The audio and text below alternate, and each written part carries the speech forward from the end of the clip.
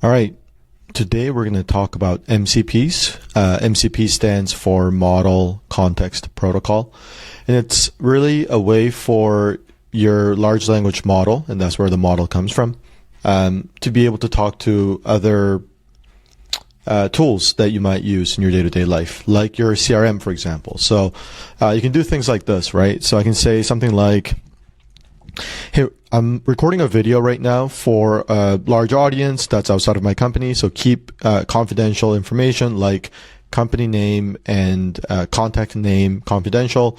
Also keep the deal values confidential, but tell me about my the current deals and the pipeline that I have in my Attio CRM. So what it's doing here is I have already connected the MCP to my specific Attio instance for the workflow company.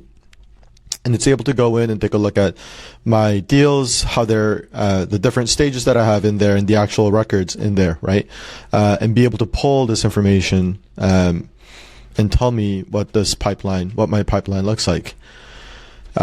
Obviously, if I wasn't recording this video, there could be a lot more useful information that that I would allow Claude to tell us, but we'll keep that confidential for now, and we'll see what it comes back with.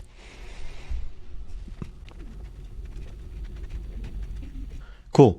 86 deals, Attio CRM, confidential, safe overview, right? So he tells me, okay, what stages they are, what's the percentage of pipeline, what kind of deals or products, and their source, right?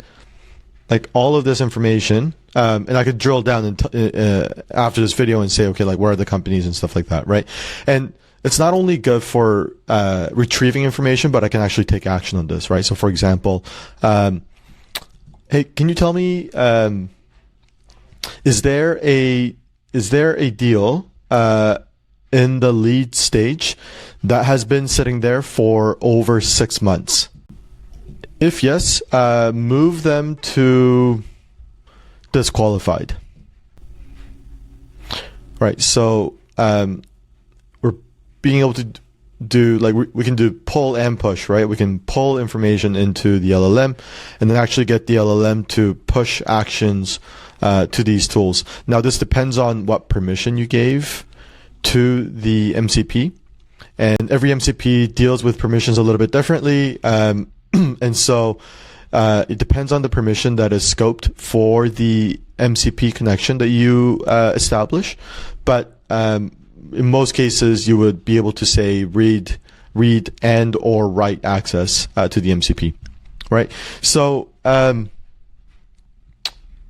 really, really useful. MCPs are very powerful in that you no longer have to sort of like copy and paste contexts from other tools into your LLM, and taking that one step further, you can actually get your LLM to take actions in other tools, which is really great.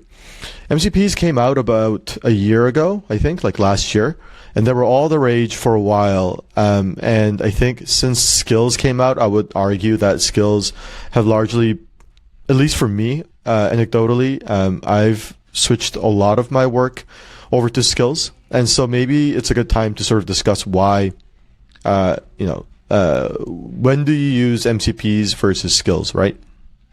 Do you see how he says loaded? So before, they used to load all of these from the get-go into your context window. Anthropic had been talking about doing progressive loading, which means it's like lazy loading for only bringing in like the MCP tool into your context window only when you actually use it, only when you actually need it, which then saves a lot of this window until you actually say, I'm going to use this tool, right? And so you can see that 234 tokens, 1.3 K tokens, that's pretty big. Considering all of my skills only take up 1.7 K tokens, right? So these only got loaded into my context because I actually used these to pull up my deals, right? And they will stay out until I have to actually use them. So another MCP that I actually wanted to show you was Context7 because I think it's really, really useful and you should just have it. So let's use the Context7 MCP, and then you'll see that it'll get added to loaded, and then you'll also see that this number will go up, right? MCP tools that is loaded into your context window. So I'll just talk to it. Use Context7 to look up Attio API documentation, specifically around whether it provides graph query functionality. So what's Context7 really good for? It's really good for looking up documentation. And most of the documentation is usually technical. It's like API or SDK documentation. But it's really, really good because that's how you're going to use Claude a lot. You're going to use Claude to do technical things, to write scripts, to do things in a programmatic and scalable way. And Context7 looks up API documentation, looks up SDKs, and learns how to interact with other services, and is able to write scripts and programs based on that, right? Great. So it just looked up a bunch of stuff on Attio's docs and said GraphQL endpoint is not supported, right? I knew that already, but I just wanted to check. And so this is one example, but you could say something like, give me a curl request of how I would search for an email in my CRM using an API endpoint. Again, use Context7 if you need to. Now, if Attio didn't have an MCP already, and if I wasn't using it for whatever reason, you would look this up, right? Okay, how do I actually search for a contact or an email in my CRM programmatically? And then I can say, oh, and then create a skill to do that, right? So you're using an MCP and a skill sort of at the same time, and that's one use case for skills where if they don't have MCPs, if a service that you're using doesn't have an MCP already, then just create skills and wrap these API calls inside of a skill, right? So it says it right here, perfect. Option 1 is fuzzy search. You just do a search and you do a filter, email addresses, alice@example.com. Super easy, right? And so this is what you would do. You could say, create a skill to like start with option 1 and then fall back to option 2 and then fall back to option 3 or something like that. And then you'd be able to create a skill. I already recorded a video on how to create skills. So I'll link that in the video so they can take a look at it. But that's how you would use a skill and an MCP if you needed to. Okay, so right, we were going to look at context now, right? And see now, you can see that the Context7 tools have been loaded. What I love about Context7 is that it has a really small footprint from a token perspective, and between just the two tools that Context7 provides, it's less than 1,000 tokens. Cool. So like Context7 is definitely an MCP that I use. What other MCPs do I have? Let me check. I use Attio, Context7. Attio's for like sales related stuff, my CRM, right? It's a lot easier to talk with Claude Code because my call transcripts, my emails, my Slack messages are all connected to Claude Code. So it's actually easier to work out of Claude Code and then connect to Attio instead of working inside of Attio, because all of my contexts are being funneled into Claude Code. Context7 for looking up documentation, mostly development work. Supabase is my database provider of choice, so a lot of work there. And then Trigger is the workflow orchestration tool that I like to use for a lot of my development work, and so they have an MCP, and that also makes it really useful. And then Claude in Chrome is a Chrome tool that I'll hopefully record another video that gives Claude control over a Chrome instance so you can browse the web and things like that. So that's there. I think that's it. But yeah, for MCPs, I usually try to keep it pretty small, like the list. But now that I know that it's progressive loading and it doesn't hog a lot of the context window, I might actually just download more MCPs and then kind of keep them around and use them whenever I need to. Anything else that I should cover here? Yes. When it comes to MCPs, what's actually really important is that it still feels a little bit like the wild, wild west, right? So what I mean by that is it's a pretty nascent technology that only came out about a year ago, and security and privacy is a big concern. So with a lot of MCPs, what you have to do is actually give them like an API key or a private access to a tool like Attio. I had to do that, right, to give access to my CRM. If you have HubSpot or Salesforce, probably a similar thing.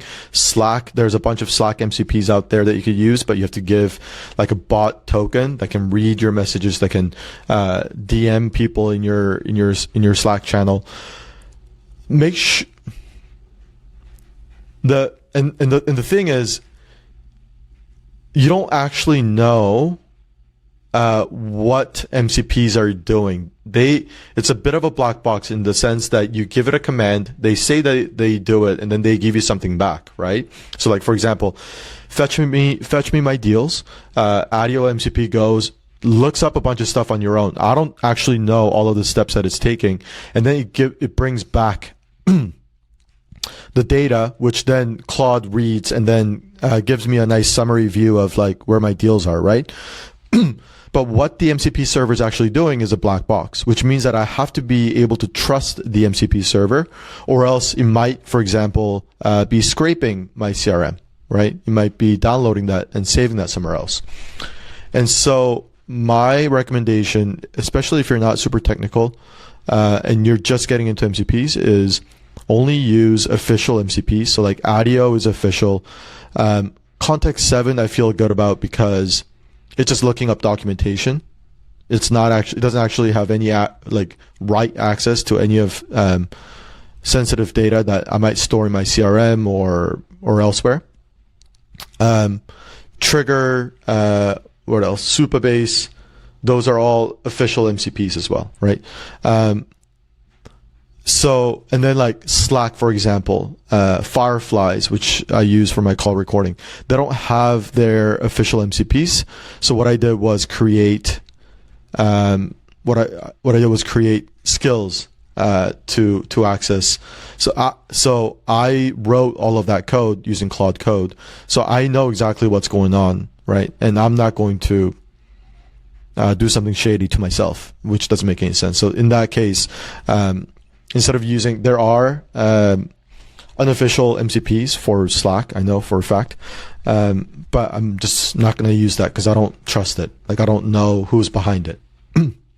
So that's something that I think you should definitely keep in mind. So when it comes to things that are really sensitive, like your CRM, your email, Slack, I'm sure 95%, 99% of all the unofficial MCPs have good intention and are run by good people, but just use abundant caution when you're thinking about hooking up unofficial MCPs to your setup. Okay, I think that covers the concept of MCPs, at least at a basic level. And I've introduced Context7, which I think is really, really helpful, especially when you're doing research on API integration and making your LLM even more powerful, making Claude even more powerful. And yeah, just security and privacy concerns around using MCPs, which can act like a black box at times. You and I learned that it does progressive loading, so it doesn't hog up all the context window, which is great. I learned something new today. And I think that's it. Okay. As always, let me know if you have any questions and hope you found this useful. Thanks.